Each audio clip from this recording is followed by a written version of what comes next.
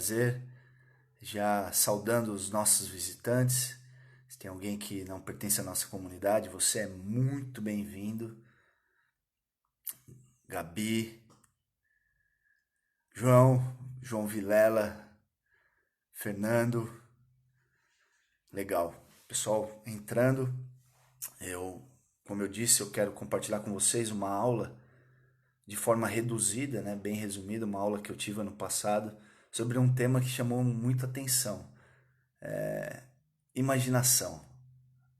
Você que é aquele camarada que gosta de viajar, de ficar viajando, como vai ser, né? A Bíblia fala sobre o céu, fala sobre tantas promessas de um futuro que a gente não consegue nem imaginar. E eu queria falar hoje sobre o propósito, né? A importância da imaginação e como ela é importante para quando nós estamos sofrendo. Então, qual que é a importância da imaginação no contexto do sofrimento? E primeiro eu queria dizer para vocês o que é a imaginação. A imaginação é a capacidade de visualizar possibilidades que não estão presentes nos nossos sentidos. O fato é que Deus ele nos colocou, ele nos limitou, ele nos deu uma perspectiva limitada. Gênesis 2:8 diz que Deus ele criou o jardim do Éden e ele colocou o homem lá. O homem que ele havia acabado de formar, ele colocou nesse contexto. Atos 17:26 diz que Deus decidiu de antemão onde todas as pessoas habitariam e por quanto tempo. Ou seja, Deus ele limitou a nossa perspectiva. Nós conseguimos experimentar só aquilo que está ao nosso redor, só aquilo que está nas nossas circunstâncias. Mas Deus ele nos deu a imaginação para enxergar além dessa perspectiva limitada. E por que ele fez isso? Por que ele nos deu essa imaginação? A imaginação é parte daquilo que Deus fez, daquilo que Deus projetou para nós, para adorá-lo. Então, Deus ele projetou a imaginação para a adoração.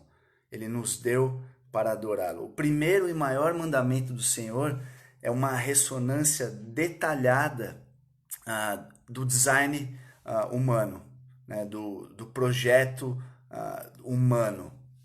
E olha só que legal, Mateus 22:37, nós conhecemos muito bem esse versículo. Ame o Senhor, o seu Deus, de todo o seu coração, de toda a sua alma e de todo o seu entendimento. Lucas também fala de toda a sua força.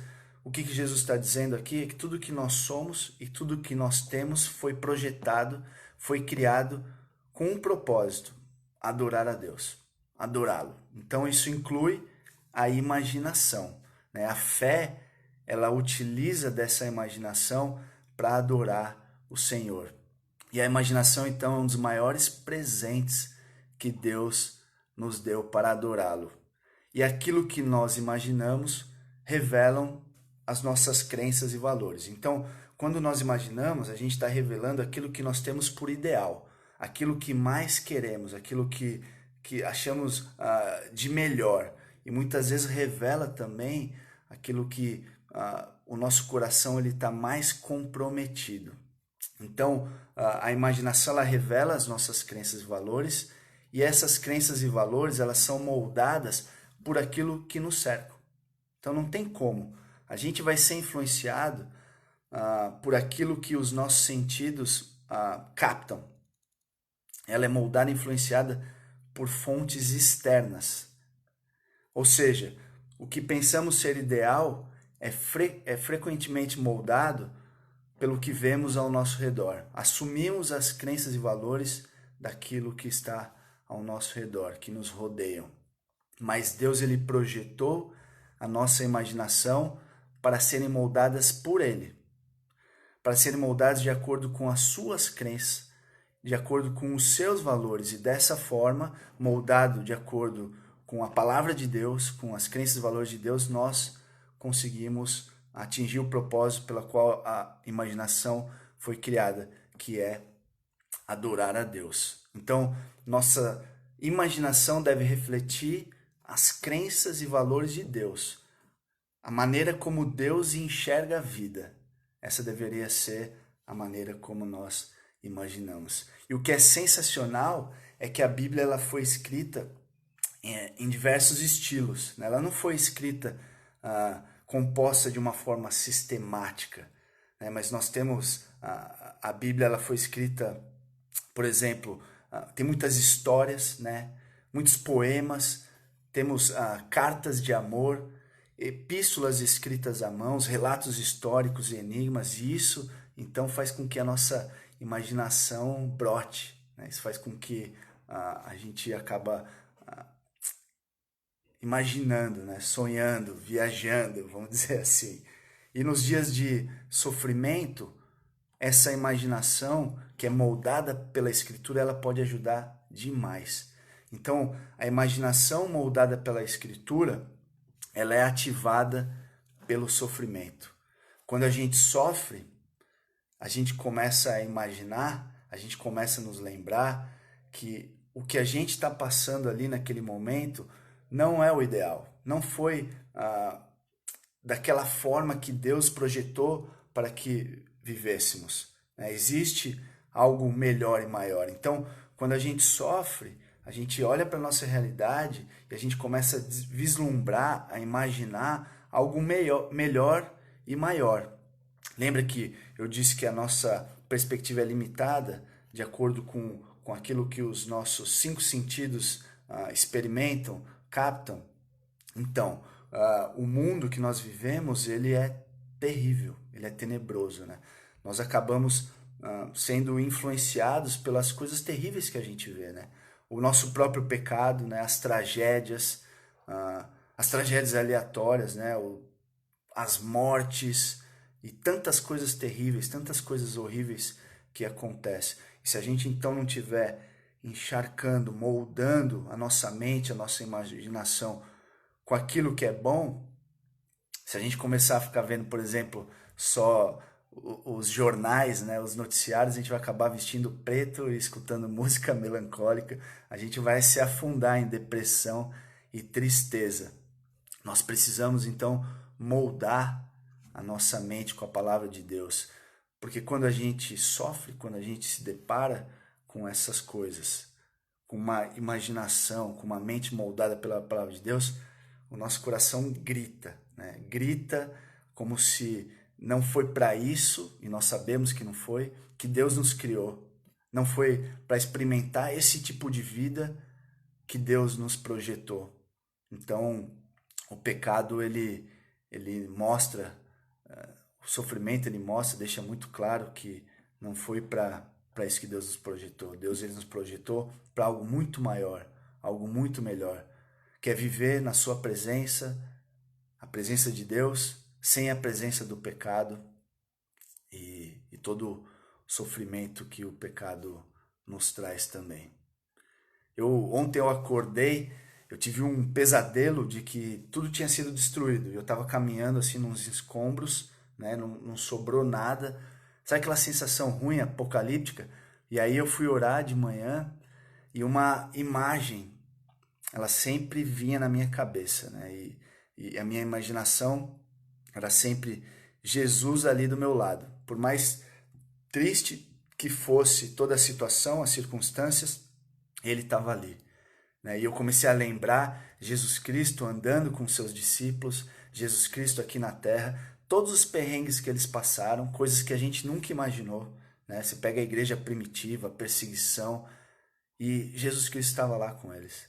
Então, quando a gente sofre, e assim, eu não estou dizendo que eu estava sofrendo, mas eu estava com uma sensação ruim, o fato de eu estar imaginando que Jesus Cristo, ele estava ali comigo, e ele estava ali, ele está aqui, né? Porque a palavra de Deus diz que ele não nos abandonaria, né? Que enquanto nós estivéssemos na missão de ser e fazer discípulos, ele estaria conosco. E aquilo traz uma paz, uma confiança, é algo muito bom, mesmo em circunstâncias difíceis. Então é muito importante nós moldarmos a nossa imaginação, né, a longo prazo, para que ela seja efetiva nesses momentos de sofrimento. Não adianta você querer imaginar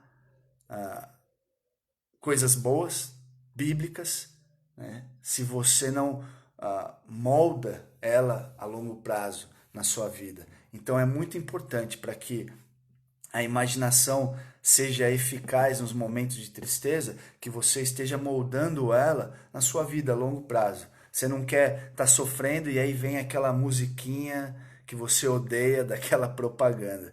Então, nós precisamos moldar a imaginação quando não estamos sofrendo, para que possamos aplicá-la de maneira mais eficaz quando estamos sofrendo.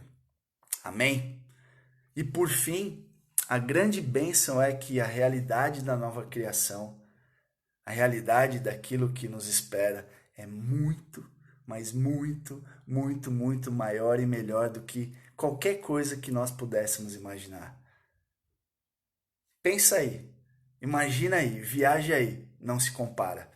1 Coríntios 2,9 diz: Todavia, como está escrito, olho nenhum viu, ouvido nenhum ouviu, mente nenhuma imaginou o que Deus preparou para aqueles que o amam. Apocalipse 21, versículos de 1 a 7. Então vi nos novos céus e nova terra, pois o primeiro céu e a primeira terra tinham passado, e o mar já não existia. Vi a cidade santa, a nova Jerusalém, que descia dos céus da parte de Deus, preparada como uma noiva adornada para o seu marido. Ouvi uma forte voz que vinha do trono e dizia: Agora o tabernáculo de Deus está com os homens, com os quais ele viverá. Eles serão os seus povos. O próprio Deus estará com eles e será o seu Deus. O próprio Deus estará com eles e será o seu Deus. Ele enxugará dos seus olhos toda lágrima. Não haverá mais morte, nem tristeza, nem choro, nem dor, pois a antiga ordem já passou. Aquele que estava sentado no trono disse: Estou fazendo novas todas as coisas. Estou fazendo novas todas as coisas. E acrescentou: Escreva isto, pois essas palavras são verdadeiras e dignas de confiança. Disse-me ainda: Está feito. Está feito. Eu sou o Alfa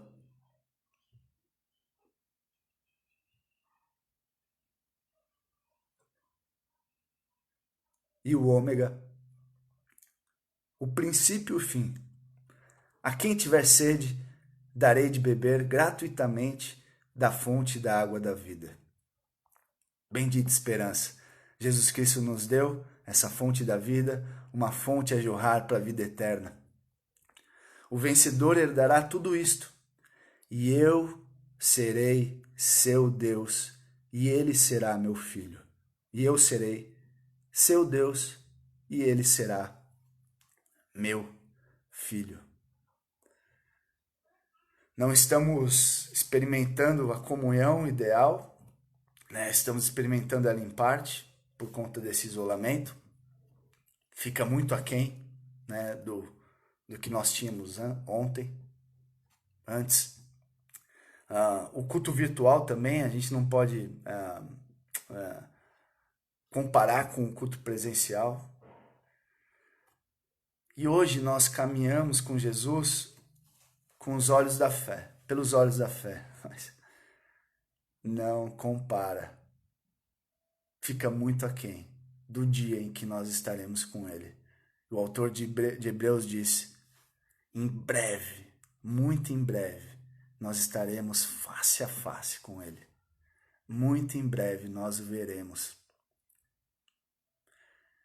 Amém? Louvado seja o Senhor pela imaginação, né? Mantenha a sua imaginação bombando, fica viajando, né? A imaginação aí a todo vapor, molda ela com a Bíblia, que isso vai fazer muita diferença nos momentos em que a gente estiver sofrendo. Amém? Vamos orar. Senhor, nós te louvamos, porque mesmo tendo uma perspectiva limitada das coisas que nos cercam, influenciados por aquilo que nós vemos, o Senhor nos deu a sua palavra, que molda a nossa mente, o nosso coração, e também a nossa imaginação que o Senhor projetou para te adorar. E Pai, nós pedimos que o Senhor continue a encharcar a nossa mente, a nossa imaginação, moldados pela sua palavra, para que possamos aplicar nos momentos difíceis da vida, nos lembrando que o Senhor nos criou para algo muito melhor e que em Cristo Jesus nós estamos prestes a experimentar aquilo que nós não conseguimos nem imaginar. Mas enquanto isso, Pai, nos dê um vislumbre da sua glória. E eu tenho certeza que isso ajuda na caminhada. Derrama, Pai, dessa graça, dessa bênção, para que possamos também te adorar e te louvar com a nossa imaginação. Obrigado, Pai, pelo dia de hoje, mais uma manhã que se inicia, debruçados na sua palavra, moldando a nossa imaginação e que no restante do dia nós possamos nos lembrar de tudo que o Senhor projetou para nós no futuro. Lembrar das suas promessas e como isso faz bem ao nosso coração, Senhor. Louvado seja o seu santo nome. Muito obrigado, Pai. Nos abençoe, nos guarde no dia de hoje. Nós pedimos no nome precioso de Jesus Cristo, nosso Salvador. Amém. Amém. Pessoal, mais uma vez, bom dia. Deus abençoe e até a próxima, se Deus quiser. Tchau, tchau.